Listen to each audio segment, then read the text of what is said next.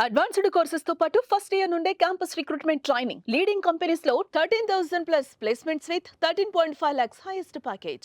మాటలతో వినే పరిస్థితిలో పాకిస్తాన్ లేదా యుద్ధంతోనే బుద్ధి చెప్పాల్సిన సమయం వచ్చేసిందా? ఇప్పటికే తన మాటలు చేష్టలతో యుద్ధం వైపు అడుగులు వేస్తున్న పాకిస్తాన్ రెచ్చగొట్టే మాటలు ఆపడం లేదు. ఆ దేశ నాయకుల మాటలు తూలుతూనే ఉన్నాయి. లోపల భయపడుతూనే బయటకు మాత్రం పిచ్చి కూతురు కూస్తున్నారు. తాజాగా పాక్ మంత్రి హనీఫ్ అబ్బాసీ 130 అణుబాంబులు భారత్ మీదకు వదులుతామంటూ హెచ్చరించాడు.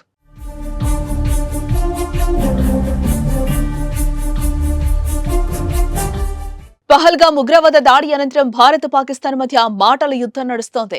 ఉగ్రదాడి తర్వాత పాక్ పై భారత్ ఆంక్షలను విధించింది. దేశంలోని ఆ దేశపు రాయబారిని దేశం విడిచి వెళ్లాలంటూ సమన్లు జారీ చేసింది.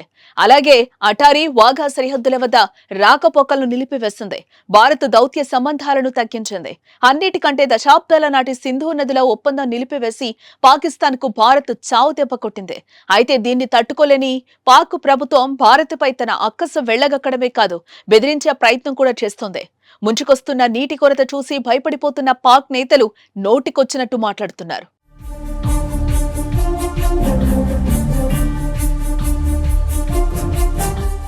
సింధు నదిలో ప్రత్యర్థుల రక్తం పారుతుందని నిన్న బిలావల్ భుట్టో రెచ్చగొట్టగా అణుబాంబులు గురిపెడతామంటూ హనీఫ్ అబ్బాసీ వ్యాఖ్యానించాడు.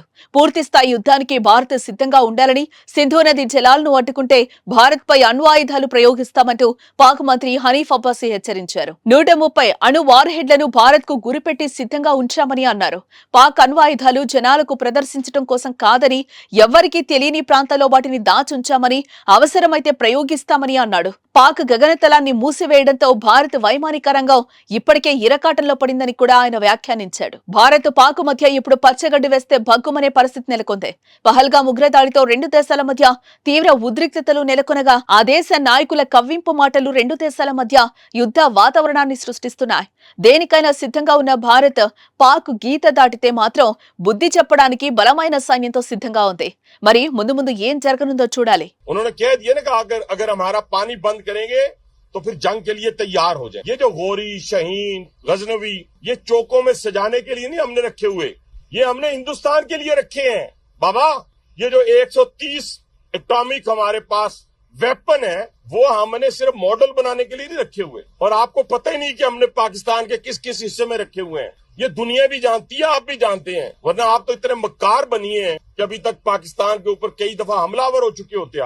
आपने बड़ी दफा कोशिश की, लेकिन जब आपको पता चला कि हमारे शाहीन जो है फिजाओं में आ गए हैं तो आप भाग गए। तो इसलिए मैं दोबारा दोहराने लगा हूं, ये जो बैलिस्टिक मिसाइल है, ये जो क्रूज मिसाइल है, ये जो शाहीन है, गौरी है, ये मैं फिर दोहराने लगा हूं, ये हमारे चौकों में नहीं है, ये हमारे बिल्कुल आप इनका रुख आपकी तरफ है और किसी की तरफ नहीं है। तो इसलिए ये सोचना भी ना कि आप पाकिस्तान की हदूद को क्रॉस करोगे, अगर सोचोगे भी तो उसका खमियाजा आपको भुगतना पड़ेगा।